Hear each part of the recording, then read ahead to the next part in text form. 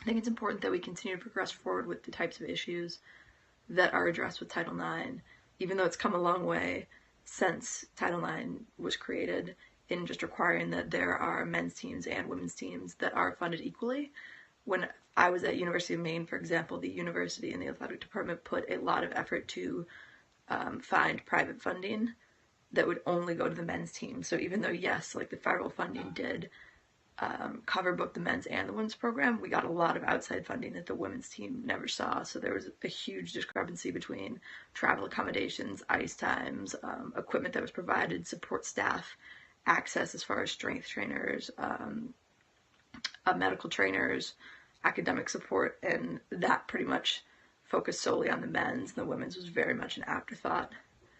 So, I mean, it's definitely come a long way, as I mentioned, but there really is still huge gaps between men's and women's programs of the same sport. Brigham moving it to the right side where it's controlled.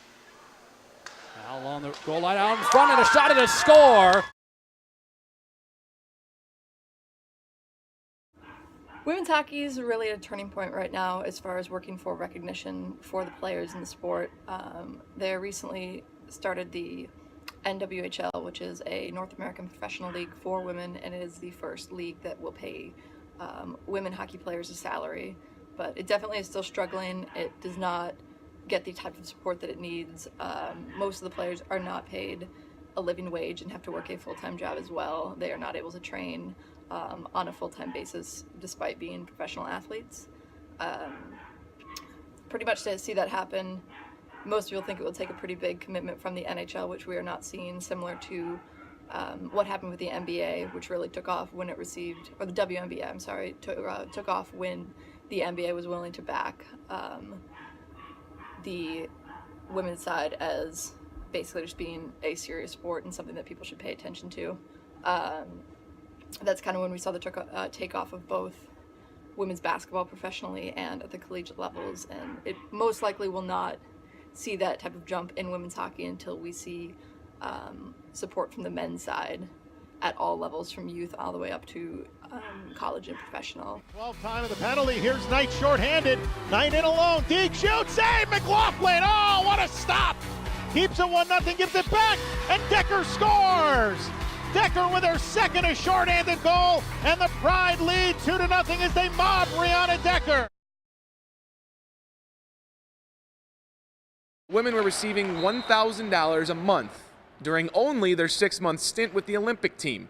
Their new contract ensures they'll receive between $3,000 and $4,000 a month, and a total that could exceed $70,000 a year with money from Olympic Committee funds. We want for the U18 girls and the younger generation to be able to play in places like this and to have a home like this. The awareness that it brought to our team and to women's hockey in general, I hope that will continue and people are paying attention more and watching us more and really seeing the value and talent that's out there.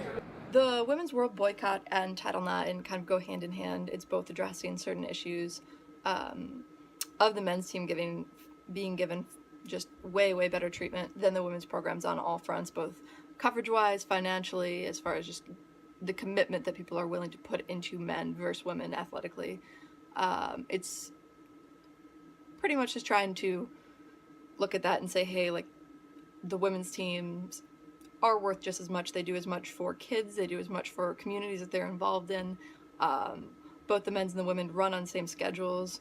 Even when I was in college, we had the same exact game time, not game times, but we had the same number of games, the same numbers of hours that we were committed to the programs, regardless of what the gender was. So it's pretty much just looking at that and saying, hey, like, these people put in the same amount of work, they put in the same amount of time, and really both of them are at the top of their respective sports. So essentially just trying to draw attention to that and say, hey, this is ridiculous. We need to put it both in the men's and the women's. Knight, Hillary Knight shoots, scores!